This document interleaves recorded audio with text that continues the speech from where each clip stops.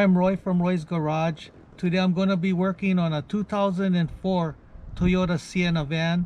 I'm going to show you how to reset the maintenance required light. Okay, so first, turn the ignition to the on position. So now with this strip button, you're going to have to push it until you see odometer.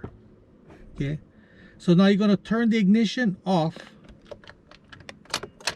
So now with one hand, hold the trip button down and then turn the key to the on position 2 clicks.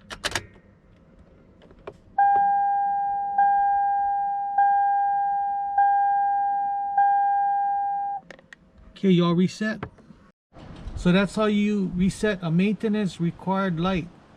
Don't forget to subscribe, give me the thumbs up, and I see you in the next video. Aloha.